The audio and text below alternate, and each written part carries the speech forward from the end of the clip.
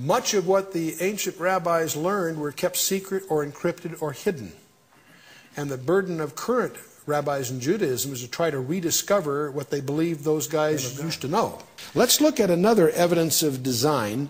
Imagine that I am going to give you an assignment. I'd like you to see if you can write a genealogy, but I want you to meet certain requirements.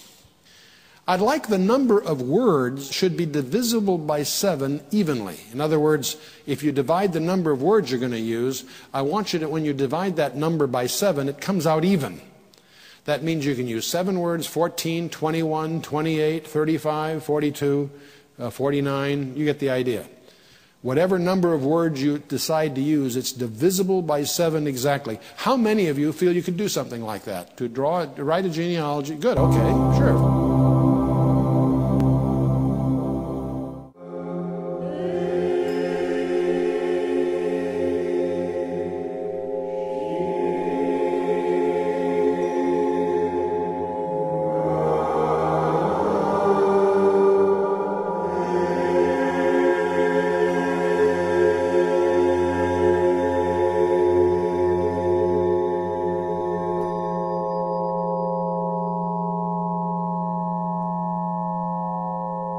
Of course, that doesn't sound that hard.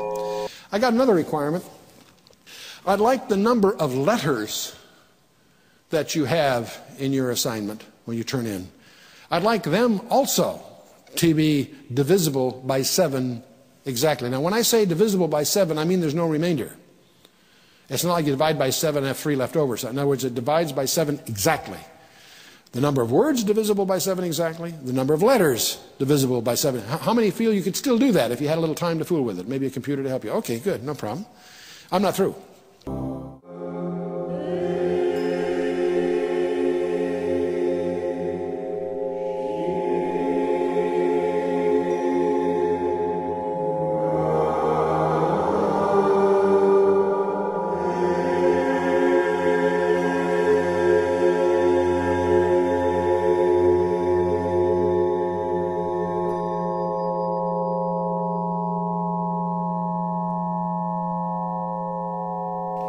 I'd like the number of vowels to be divisible by 7. Well, that's getting a little harder, isn't it? It's harder to play with that one. I'd like the number of consonants to be divisible by 7 exactly. See, not only are the number of letters divisible by 7, the number of each category of letters, vowels or consonants, also divisible by 7 exactly. That's starting to get... How many feel they could still do that? No players, huh? I'm not even through. I'd like the number of words that begin with a vowel to be divisible by 7 exactly. I'd like the number of words that begin with a consonant to be divisible by 7 exactly. If you can do one, you can actually do the other, because the sum of those are going to be divisible by 7. You follow me? But okay, I'm not through yet. I'd like the number of words that occur more than once to be divisible by 7. I'd like the words that occur in more than one form divisible by 7. And I like those that occur in only one form to be divisible by 7. I'd like the number of nouns to be divisible by 7, and only 7 words that are not nouns. Okay? I don't think I have any more players, do I? No one wants to try this?